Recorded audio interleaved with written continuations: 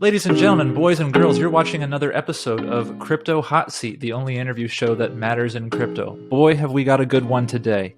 When you put your money in a bank and it pays close to zero interest? Well, we've got a guy on the show today who's bringing interest back from the dead. I'm very pleased to be speaking to Alex Mashinsky, the CEO of Celsius Network. Alex, thanks for joining us today. Thanks for having me. So I want to kind of start at the ground level here. Some people are absolutely going to know Celsius. You've been involved in crypto for a long time, your company has. Some people might not have the first idea, what is this Celsius Network thing? You're like a bank, but not a bank. You're like a hedge fund, but not a hedge fund. How do you talk about Celsius Network? What kind of business is this? Yeah, so it's definitely something new. It's using a new set of rails, a new technology called the blockchain, and it allows us to do things that normally only banks or institutions could deliver. And like you said, these institutions earn yield for themselves. They just decide not to share it or not to give it to all of us. So what Celsius created is really, if you think of the blockchain, some of you probably heard about Bitcoin and Ethereum. Those are mostly store of value elements. And what Celsius created is a second killer app in crypto, which is yield, right? So suddenly, because banks and the Federal Reserve, our central bank, do not deliver any yield, if you can earn that yield through other mechanisms and still be in a safe place, that is definitely something that almost every person on the planet, you ask them, do you want your money to earn more money? They're all going to raise their hands, say, sure, I'm in. So that's what we've built. We have 1.5 million users, and we paid just over $1 billion in yield to our community. So what kinds of attitudes have you encountered as you talk about this high yield business? Like, I'm imagining if you're talking to conventional institutions, they might bat their eyes at 10% or interest or whatever. They'll, excuse me, this can't be real. This is clearly a scam. Have you had those kinds of conversations with colleagues from conventional finance? Definitely. I'm having them all the time. It's when you get used to very low rates, where for years, right, your bank has paid you less and less and less every year, you just get used to the fact that 0.1% on your money is an acceptable outcome. But banks are delivering all-time record, historical profits to their shareholders. So can they take some of that money and pay you 2% interest, 3% interest, and still be profitable? The answer is yes. Every U.S. bank, major bank in the United States, can pay you 2 or 3% and still be profitable. They just choose not to do that. So Celsius earns, like you said before, earns yield in a very similar way to banks, right? We issue loans. We do what's called equivalent to SEC lending or securities lending. We just do coin lending, right? We do margin loans. These are all ways for us to lend out assets and earn yield. But instead of keeping it to ourselves or giving it to our shareholders, we choose to give most of that to our community, which is the shocker, which is something that no one has done in several hundred years. There's never been a company that was crazy enough to take billions of dollars and instead of giving it to themselves, share it with their customers. Right on. Could you talk a little bit about what it means to go bankless? I know that this is something that's pretty close to your company's thesis, but are you literally talking about eventually everybody has all their money in crypto? What role does a bank, like, let's just use Wells Fargo as an example. How much life does Wells Fargo have left if everybody's going bankless? So yeah, my shirt says unbank yourself, and I wear it proudly everywhere. I actually, like, I was at an airport waiting in a long line, TSA line, and the guy come and grabs me, a TSA agent come and grabs me by the hand, and I'm like, what did I do wrong? And he's like, no, I'm a Celsian, and it takes me straight to the front of the line. So sometimes it's very helpful to have a unbank yourself shirt.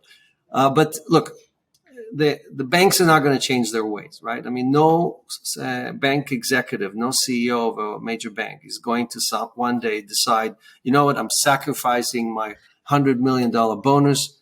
I'm going to stop catering to the people on Wall Street, and I'm going to give all that money to my customers, right? They do the opposite. They always come up with new ways of charging you fees, inactivity fees, ATM fees, right, overdraft fees, and so on. So So the issue is really about can you unbank yourself? Can you do all the transactions, all the things that traditionally banks need to perform on your behalf, right? And the answer is yes, right? If you can basically take a loan, right, when you need capital, so you can pay your credit cards or your other bills, right? If you can transact with others, right? If you can basically swap, if you can move from one asset to another, if you can invest in different assets, if all those functions, and you have a credit card, right? If all those functions are available outside your traditional bank, then you can unbank yourself.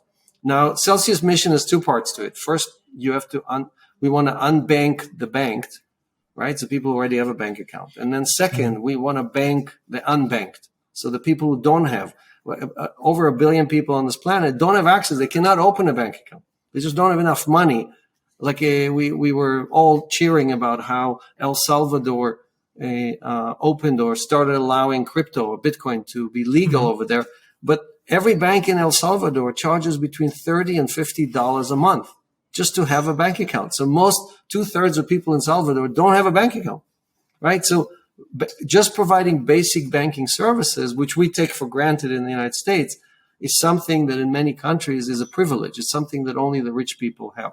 So you have to do both. You have to enable wealthy people to earn yield on their assets, but at the same time, you can't forget most of the world's population that is either unbanked or underbanked. And what Celsius is doing is using the blockchain to deliver both of those components to the entire population on this planet. Well, you've certainly got some people and products to help make it happen. I'd love to talk a little bit about the new COO and new CIO that were just recently appointed, and then I think we can jump into some new product launches. What do we need? And I'm please forgive me on this pronunciation. Aslihan Denzikurdu and Frank Van Etten. What do we need to know about these guys? I understand that they come from the world of conventional finance. So was it an easy sell to get these guys working for a crypto company, or did you have to twist their arm a little bit? Yeah, so Celsius has been around for 4.5 years, and it was started by several rebels who were here to take down the banks, right? I mean, our mission was, okay, we're going to take this crypto thing, we're going to build the best yield, the best loans, the best swaps, the best everything, and we're not going to need the banks, right? But then as we grew, we're now managing, at one point, we got to over $30 billion in assets, right? So if you ranked us in the United States, we would be within the 100 largest banks. If we were a bank, we would be one of the 100 largest banks in the United States. And then we realized, gosh, to run this much money, you can't just do it. We grew faster than we thought, right? And we're like, okay, can we attract some of this talent? We're doing the same services banks do. How about we grab the best talent from Wall Street, the best talent from financial institutions, and bring them to help us really have enhance these services, earn even more yield, right? Run the business more in a more professional way. And what we were shocked to find is that there were many Celsians inside the banking world, right? So when we went and spoke to Citibank, for example, we found out that there were people who cheered for us, who loved what we're doing, right? And Aslan was one of them, and it was a very short conversation, and we were talking about other things, and I asked her, would you join a company like Celsius? And she was like, I didn't even think about it, And from there on, we basically decided that her skill set of managing large amounts of money, managing people, right? She managed several thousand people in Citi. All that is going to be very accretive and very helpful to grow Celsius and really build best practices from ground zero, right? Like we have about 800 people now. We're probably going to double that this year. And you need someone who knows how to put all these processes, best practices, risk, everything else in place, so you can continue to deliver that sweet yield to the community, right? So that's one side of it. Frank, who basically managed hundreds of billions of dollars for companies like ING, for others, again, knows how to keep money safe, knows how to manage risk, knows how to earn yield. And you want to take all of those tricks from Wall Street and bring them into crypto, right? The rules apply the same way. It's just how money is being deployed Doesn't matter if it's a Bitcoin or Ethereum or a US dollar. So you want to do it in a safe way, just like banks do, but stick to that commitment to give most of it back to the community. Do you have does Celsius have any known enemies, by which I mean a large opponent banks, people who really don't like what you're doing? It's really cool to hear that you have people in conventional finance that are Celsians themselves, but you can't make everybody happy, man. Who hates you?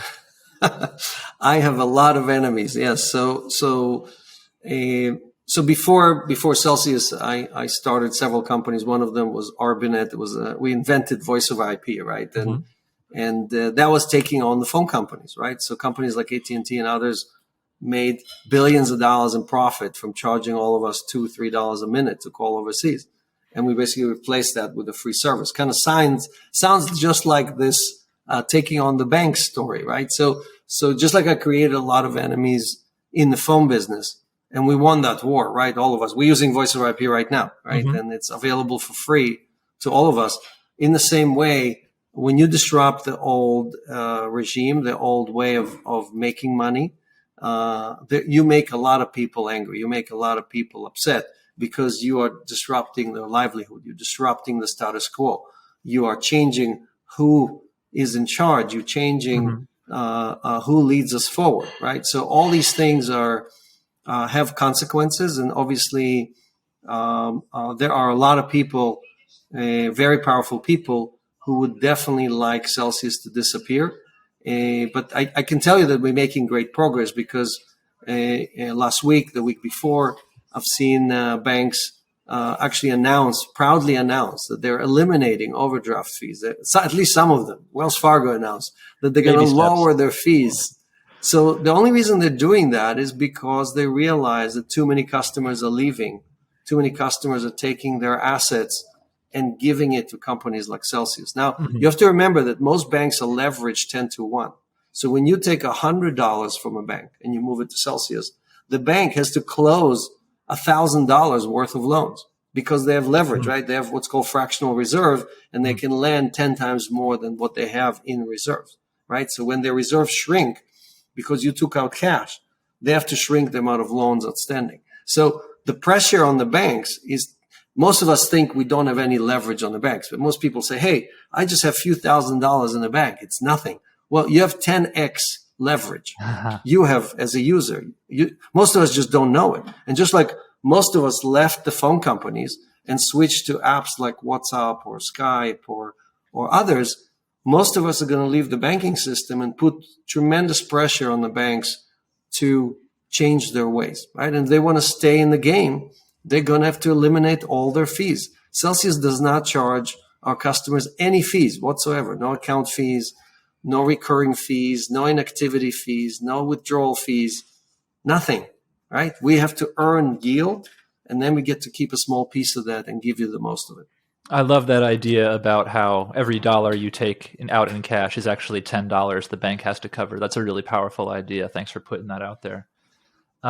Let's now talk a little bit. You've launched a bunch of stuff recently, so let's talk about swaps, this accredited token, Celsius X, and mining. What's most exciting of those four things I just named? They're all exciting. I can't tell you one of them is more exciting than others. We had a very busy 2021. In 2020, our Cell token was the best performing token in all of crypto land. Masari basically ranked the top 100 tokens, and Celsius beat everybody by a mile. And 2021, we were busy deploying all this new capabilities. So let's run through it. So mining, again, for us to be able to pay all that yield, we need sources of yield. Mining Bitcoin is just a Bitcoin factory. It creates Bitcoin, and we can use that to pay yield to our community. So we have a much more sustainable way of paying yield because we have many sources, institutions, exchanges, DeFi, mining, and so on, versus our competitors who mostly rely on one strategy or two strategies. And if anything changes there, they effectively are out of business, right? Celsius X is our initiative to eliminate fees, eliminate cross-chain incompatibilities. So today, if you want to, for example, go take an asset from Bitcoin and move it to Ethereum, it is very, very difficult, very expensive. It is risky. And what Celsius is offering, instead of bridges, Celsius offers native wrapping. So you can take a Bitcoin and wrap it on the Bitcoin network, and we will issue a Bitcoin equivalent on Ethereum, on Polygon, on any of the other chains, right? So that is a very powerful network because, again, it charges no fees. It extends liquidity across chains. And the reason we built that, again, we're not making any money on it. We just want to create cross-chain liquidity because then we all in crypto can win together. Because it's not, I call it castle fighting, right? Like Ethereum is fighting with Cardano, is fighting with Polygon. They're all fighting for users and applications. But really, all of us together are fighting with TradFi, or traditional finance, over bringing more customers and more assets from there. So we're in the business of building roads and bridges. We don't have our own blockchain. Everybody else does. They're all promoting their own blockchain. We just want to make sure that you can easily go from one blockchain to another and really benefit from yield or from loans or from all these services that are available. Sometimes they're available here, but not available there, right? So that's another one. We also launched swaps. So today, if you go to Uniswap or you go and do a transaction on any exchange, you have to pay very high fees. Gas fees are about $50. Then there's a spread. There's a bid-ask spread, and usually that would be maybe 0.3%. So you put it all together, and you end up with less coins, right? So what Celsius does is it guarantees you have more coins. We have no spreads. We have no fees. And no withdrawal fees. So when you swap on Celsius, you take any asset and swap it to another asset, you get an institutional grade quote. And we actually record that. You're using Chainlink to record that price so you can check it later. You can see, okay, did Celsius give me the best quote? Did anyone quote a higher or better price? Could I've done this transaction better anywhere else? So we give you proof that we've provided the best transaction. Sometimes we're not the best, and we'll show you that as well. But between the loans, the yield, and the swaps, you end up with more coins, right? So that's how we get customer retention. That's how we get people to recommend us to their friend. About half of our new users come from referrals, which is probably the highest in the industry.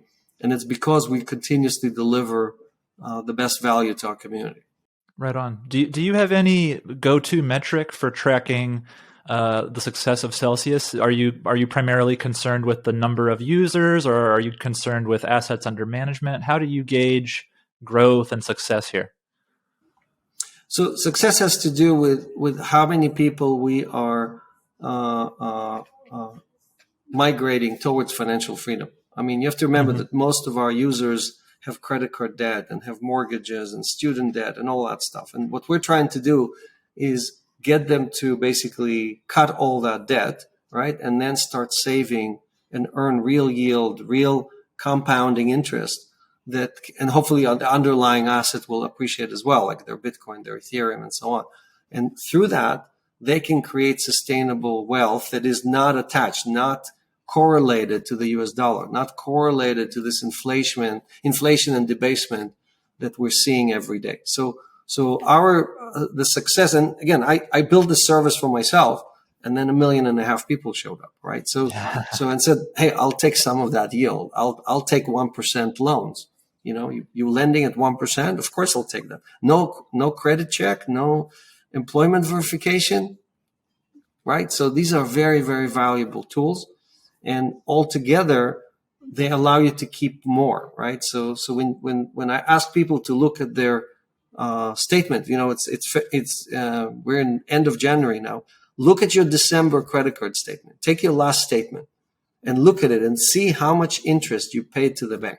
And ask yourself, if you had that money now and you could put it in a bank and have it earn yield, how much more money would you have, right? I'm saying not in a bank, in Celsius, right? You would earn, right now, you've done 8.5% more.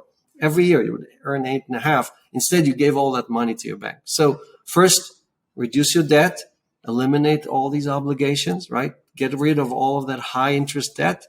Then you can start saving and you can plan for financial freedom. So our success is measured by how many people did we bring the village with us, or did we just get ourselves on the Forbes 400 and we can celebrate with all the rich guys about how powerful and how successful we are. So I always joke, I have a house in East Hampton, and I never get invited to all the fancy parties over there because what I do ruins everybody else's business over there. They definitely don't like me in that neighborhood.